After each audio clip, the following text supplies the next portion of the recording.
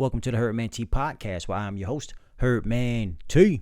And today's topics, let me fix that mic.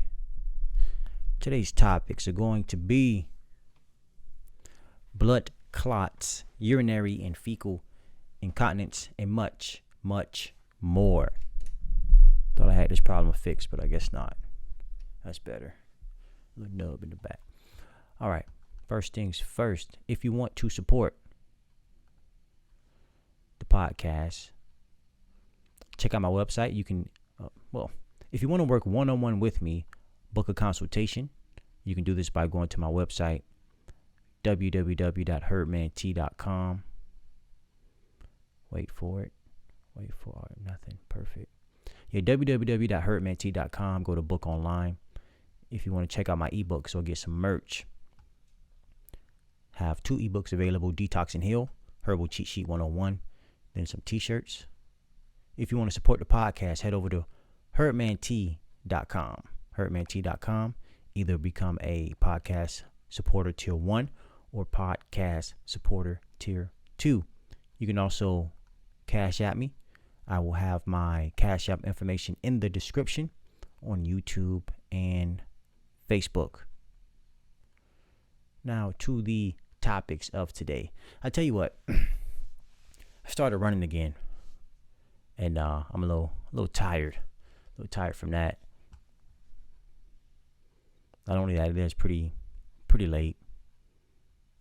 It's what, 7:43 p.m. where I am right now as I am recording this video. I go to sleep pretty early now because I gotta wake up around 4:30 to go running.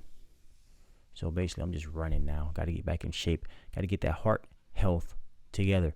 And what's interesting is that, when you are a herbalist, I consider myself to be a amateur herbalist.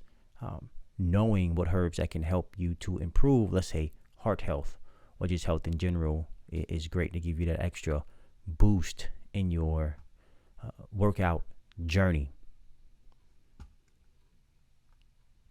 So first question of today is, where can I get these herbs from? This question was under a video about herbs for the eyes, and what anyone can do, especially in the US, is go to whatever search engine you have and type in where to buy herbs. All right, I'll pull this back on the screen, and I typed in up here where to buy herbs. As you can see here, you have a place called mountainroseherbs.com. I get a lot of my herbs from them. Whole Foods Market. Oh, wow, really? I don't know if I'm popping up because of this is my computer or what, but that is interesting. You also have a place called Bulk Herb Store, web restaurant store. So basically, you can just, again, type in your search engine where to buy herbs and select which place you want to purchase from. Let's see what's on page 4. JohnnySeeds.com. Even some herbs on Amazon. Star Wars Botanicals, herbcottage.com.au, more and more. So it all depends on, what is your location in the world, and, you doing your due diligence on where you would like to purchase herbs from. You can also go to your local health food store. They may sell herbs in capsule form. They usually do powdered capsule form. If you have a health food store that sells the dried herbs, that is a pretty good health food store, in my opinion, because now you don't only have to deal with swallowing herbs, but you can also, drink them as a tea. Even though they don't taste the best, depending on how you mix them, or if you tend to stick with the herbs that contain volatile oils in them, like cinnamon, rosemary, juniper berries. Those tend to taste pretty good. But if the herbs doesn't have volatile oils in them, then they don't taste as great, but they still will work for you. Next question: what about blood clots? So So first off, what is blood clots? Blood clots are gel-like clumps of blood. When they form in response to a cut or other injury, they stop the bleeding, plugging the injured blood vessel. So basically red blood cells clumping together. A great herb to use to help move the blood or combat blood stasis. Let me just double check something. Would be dong qui. Yeah, so definitely dong qui can help to move the blood. But I wouldn't only suggest using, dong qui to help move out blood clots. Of course, blood clots is a very serious condition to have. So if you need to, if you need emergency attention, definitely go to your ER. But in terms of moving the blood, dong qui is great. You also have cordyceps mushrooms that can help to, you can say, strengthen the blood. But ultimately, you have lymphatic stagnation because, gotta fix it. The blood needs to be cleansed. Obviously, there's an imbalance that is happening. Most likely, this is caused by lymphatic stagnation or acids accumulating in the body, disrupting cell function. So to move lymph, you need herbs for the kidneys. The cordyceps mushrooms also is great for strengthening your kidneys. My camera looks a little off, but I'll just deal with it. So you have the dong qui. You also want herbs for the kidneys and herbs for the adrenal glands, because the kidneys influence the adrenal glands and the adrenal glands influence your kidneys. And herbal action used to promote kidney health will be diuretic, and herbal action used to promote your adrenal glands health would be adaptogen. Now, also taking it a step further, your adrenal glands are a part of your endocrine system, so you definitely want to look into herbs to help to benefit your endocrine system as a whole. And same with your kidneys being a part of the urinary system. You want to make sure you are using herbs that will benefit your urinary system as a whole to ensure that you take the proper steps or steps in the right direction to healing or curing, basically fixing your problem.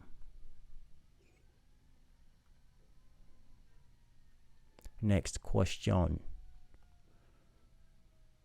Do you have any suggestions for shop in New York City? Only one that I know of would be Ambrosia health food stores. I'm in Florida, but I did order from them before I knew of the plethora of options. Before I knew about local health food stores, I did order some of their products before, and they hook you up. I give them that. I don't know what the prices are now, but I definitely enjoyed the experience with them. Now, if you stay in New York, of course, you can just shop Where to Buy Herbs in New York. Was it New York or New York City? New York City, yeah. Just search where to buy herbs in New York City. I think they were in New York City. I'm not sure, but they're definitely in New York State. That's for sure. What herb stops urinary and fecal incontinence? All right. So first off, what is urinary and fecal incontinence? So urinary incontinence, the loss of bladder control. Leave it up here again. Urinary incontinence, the loss of bladder control. Then fecal incontinence, also called bowel incontinence, happens when you have trouble managing or controlling when you have a bowel movement or poop. So, revisit the question. What herb stops urinary and fecal incontinence? So, you're talking about your voluntary muscle contractions and your involuntary muscle contractions, and this ties back into your nervous system. And when dealing with your involuntary muscle contractions, you have your adrenal glands, considered to be one of the brains of your autonomic nervous system, which is responsible for your involuntary muscle contractions. And if I'm not mistaken, it is your somatic nervous system that is responsible for your voluntary muscle contraction. So basically, you consciously make a decision to move muscles, or you consciously make a decision to urinate or defecate. Because when you're getting ready to defecate, your body tells you, hey, you got to go to the bathroom. Get ready to go to the bathroom. So there is a communication. Communication is happening in your central nervous system. So the nerves are communicating, letting you know, hey, it's time to go to the bathroom. Let's go to the bathroom. So somewhere along the lines, that signal could be interrupted or is being interrupted. And you definitely want to focus on your glands, the hypothalamus gland, your adrenal glands. Both are considered to be the brains of your autonomic nervous system. And herbs that have a nervine action can be used to help promote your nervous system's function. Some examples of skullcap, St. John's wort, and blue vervain. Herbs that can help promote your adrenal glands function would be herbs that have a herbal action known as adaptogen. So suma root, rhodiola root, astragalus root, and many more. I'm just double checking the somatic nervous system. Yeah, the somatic nervous system or voluntary nervous system. All right, just wanted to double check. Yeah. So again, voluntary muscle contractions, somatic nervous system, involuntary muscle contractions, autonomic nervous system.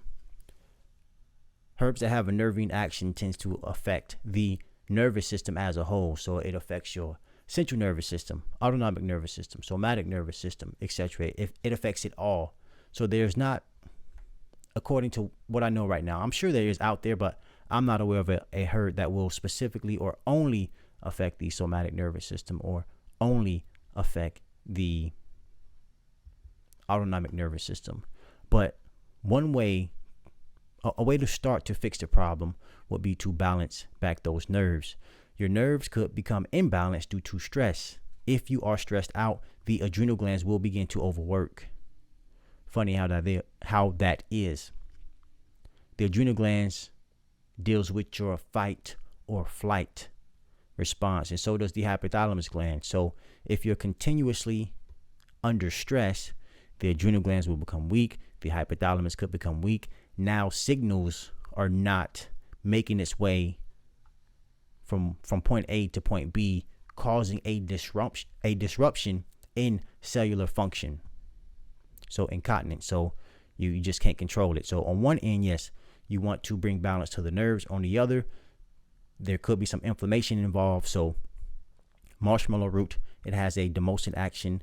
Also, it's soothing to the bladder, so it can help to reduce inflammation in the bladder. And then marshmallow root, as well as slippery elm bark, can be used to reduce inflammation in your bowels. But the main takeaway is to get those nerves back in order, get that nervous system back in order.